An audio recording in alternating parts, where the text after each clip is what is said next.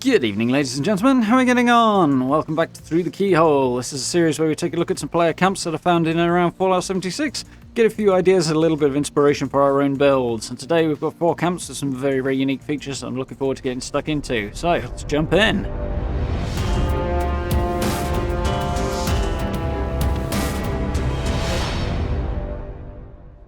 Okay, a couple of disclaimers first and foremost before we get started. These are not my camps, with the exception of this one here, of course.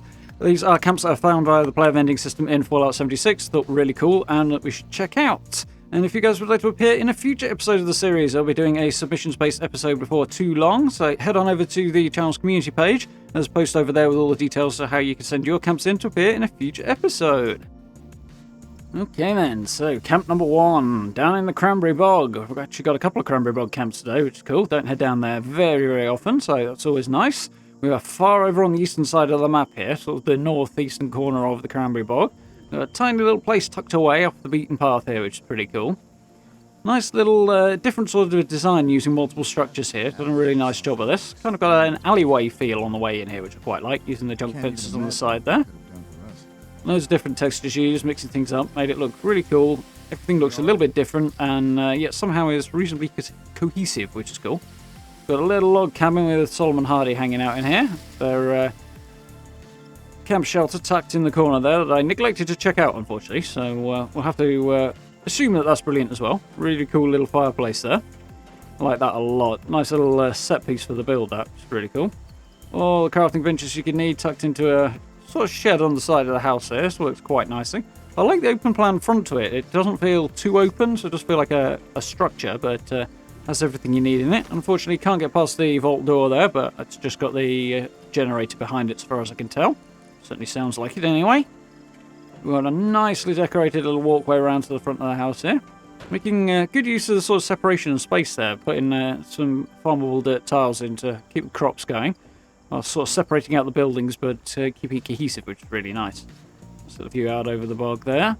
Using the little waterways running around here as part of the camp as well, which is always cool.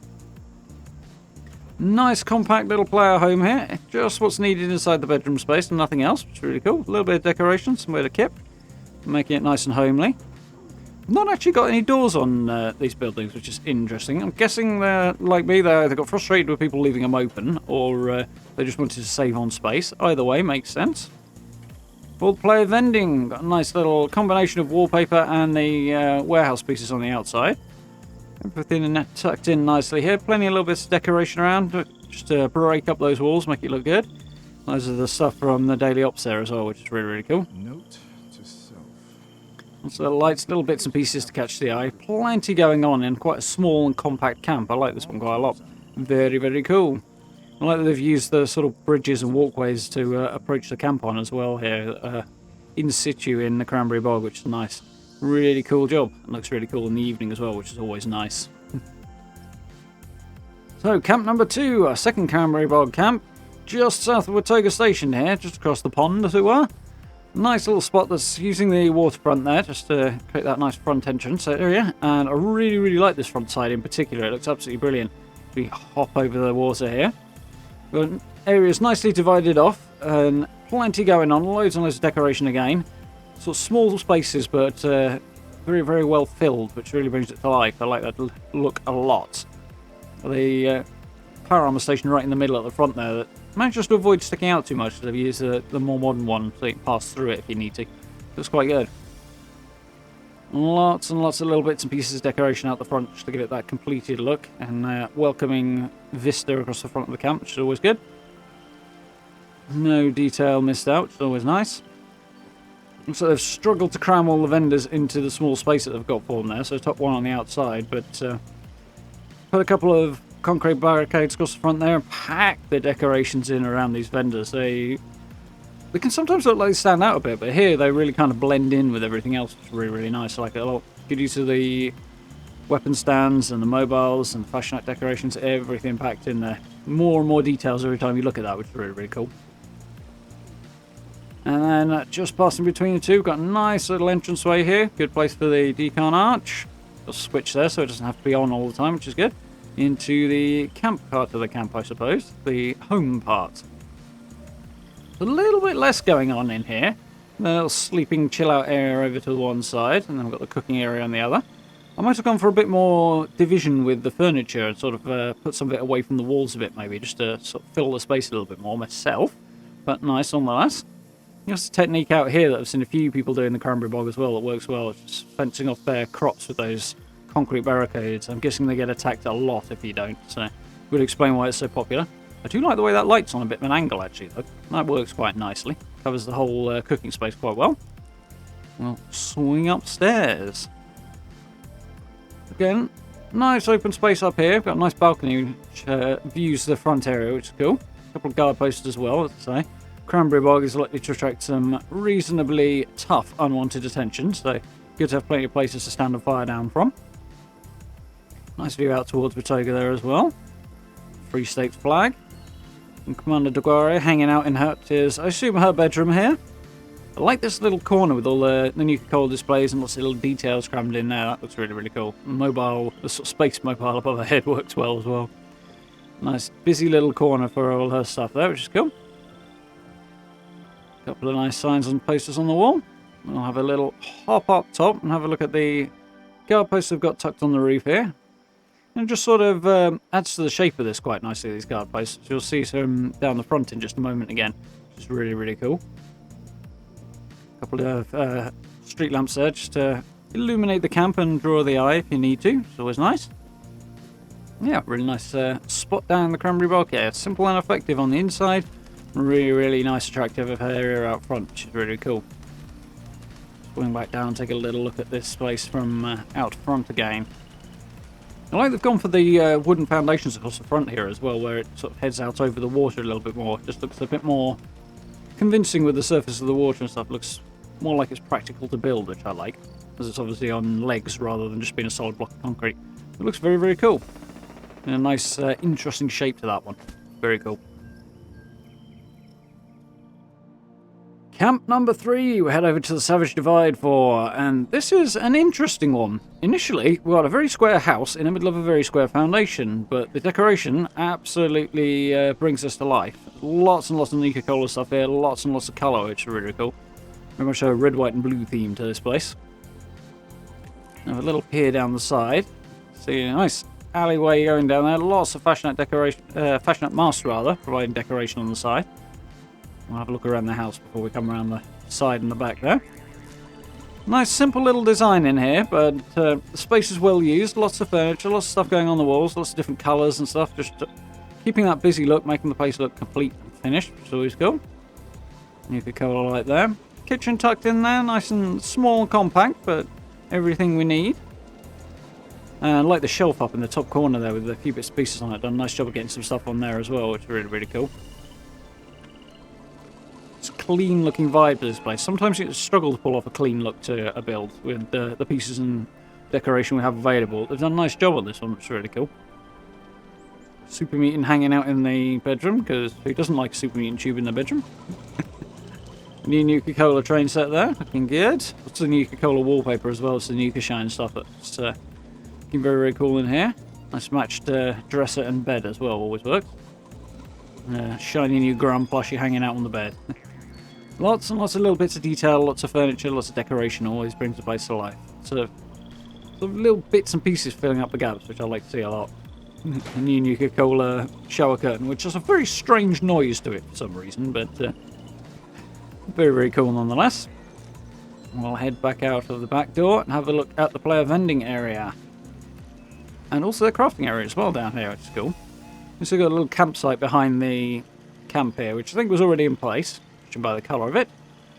Guess you get random NPCs spawning back there quite regularly. A few bits and pieces out there as well. I do like this little crafting area. Nice and open, but lots of splashes of colour. Nicely self-contained with the Tinker's Bench sort of cutting off into the foundation area there, just to sort of subdivide it quite nicely. You get extra bits of furniture down the side. And then Nuka-Cola. Is that a Nuka-Cola? No, it's a Red Rocket themed power armor station, but goes in with the Nuka-Cola stuff very well as well, with all the colours and stuff. As to the Red Rocket vendors. I really, really like this player vending area. They've gone to town on the decorations here, which looks really, really good. all the quantum stuff just to make it more Nuka-Cola vibe instead of Red Rocket. I really like this sort of mesh floor roof over the top as well for an outside area. It kind of keeps the outside vibe whilst allowing you to sort of hang lighting and things like that over the top of it, which is really cool. It's an idea I think I will definitely be borrowing at some point. Lots and lots of decoration, lots of fashion app masks. There's quite a lot of those on display today, which is always cool to see. And traffic lights adding a little bit more colour there as well, which is always very, very cool. So yeah, very nice job. And camp number 4, the last one for the day. This is the only one with a particularly filled out shelter, so we'll take a look around that in a moment. Unfortunately, the weather is not doing this camp justice, which is a pity, really, because I imagine if it wasn't so greyed out from the rain, the colours would really pop on this. But we'll have to use a little imagination as we have a look around. A couple of things I really like here. Impressively, the trees are not dragging down the FPS too much around here, which is always nice. They can be a bit of a nightmare on that front, but looks good. Nice little play of ending inside the glass dome here, along with the decon arch. Kind of blends nicely into the trees and the environment here, which is really, really cool. Just over by Arctos Farmer, I believe, just down the hill from Arctos Farmer, this camp. So heading up into the main building using the contemporary stuff, and again, absolutely packing the decoration in here. Good use of the hanging cage lights there as well, the daily ops reward, which I think most of us have about 50 plans for by now. Those make for a really nice warming light and an alternative to some of the lamps and the lanterns that we have to use a lot of the time if we don't want bright white light. So they're really, really good for those cage lights. Heading on inside, we've got some really, really cool features to this place, particularly the centerpiece here. I do like that. Taking that floor out and that foundation piece and just tucking in some plants and the tree and stuff makes for a really unique centerpiece to the house. Looks really good. All the furniture sort of spread around the edges, which with that big centerpiece in there, it doesn't look too open and empty, which is really nice. So managed to achieve that quite nicely. Lots and lots of bits of decoration, loads of things to catch the eye. Making good use of the curtains as well. Do like those. All the workbenches spread out around. Tiny little cosy bedroom in the corner. Not a fan of those beds personally, because they're just a bit small. They look like the player doesn't fit. I've got a hunch that the game shrinks your character to make you fit, but just my hunch. But nonetheless, it does work in there. Nice decoration to complement it, and a very, very cool space. Big high roof in here, which can sometimes look weird, but in this case works quite nicely. It's a nice open space. I think the tree is making a big difference again there. That very, very cool, very unique. Really like the look of that particular house. Now let's make our way a little bit to the side here. Have a quick peer around the corner before we take a look at the shelter. We've got little bits of decoration all around the outside here, like that, the statues and the flamingos, which really round out the look of the house, which is very cool. But into the vault utility room, we have a nice practical little space out front here, a few crafting benches, decon arch. Lots of materials required if you want 2 of those in your camp. Lots of power too. And we have a kind of Brotherhood meeting space, which also has a distinct supervillains lair vibe to it, in my opinion. But we're very cool here. Lots and lots of bits and pieces around the edge, kind of camouflage to a degree the vault walls, which can be a bit bare and kind of overbearing sometimes in here. But once you add the decoration to it, definitely looks very, very cool. Lots of little spotlights and lamps and tables, and also white spring stuff in here, which is cool. It works really well down here, which I like to see. Often looks out of place, that stuff. Couple of Brotherhood tables pushed together, the Brotherhood round tables. Only having a end chair on one end and being open at the other is a little odd with these, I have to admit. So I see a lot of people pushing these together in sets of 2, which creates this kind of effect. With all the lights over the top, I do get a distinct kind of Spectre meeting place. Yeah, definitely some kind of evil plans being hatched down here. But a comfortable environment to do your evil plotting, if you want to do that. I do like that a lot.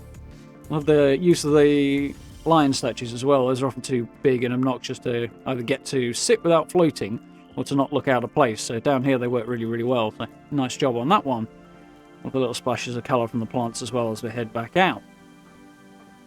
Yeah, good use of the space down here. Like it a lot. Plans to take over the wasteland, no doubt. A couple of the camps today have actually used the streetlights, which I've often found I have a problem getting them in a camp without them looking out of place or sort of obnoxiously large, and they fit quite well into a couple of the builds today as well, which is really nice to see. Some really good use of that. A really, really cool camp there. So, there we go. 4 very interesting camps, each with their own unique features and unique styles, which I really, really enjoyed. I was really happy to come across those. Saw some really, really cool stuff. Maybe you guys enjoyed those and found some interesting ideas and a bit of inspiration. As I said before, if you want to appear in a future episode, do check out the channel's community page. You can have a look over there for all the details on how to send your camps in to me, and hopefully we'll be seeing you in a future video. But for now, thank you very much for watching. I do hope you enjoyed. If you did, please consider dropping subs and likes. It's always very, very much appreciated. Social media links, merch store, and channel memberships are all available down below the video as well. If you're interested in supporting the channel in that way, it massively helps out, and I very much appreciate it. And if you get a chance to join us for the live streams as well, we are jumping into Fallout tonight and carrying on with Remnant from the Ashes over the next few days as well. So I look forward to seeing you there. But for now, thank you very much for watching. I look forward to speaking to you all very, very soon.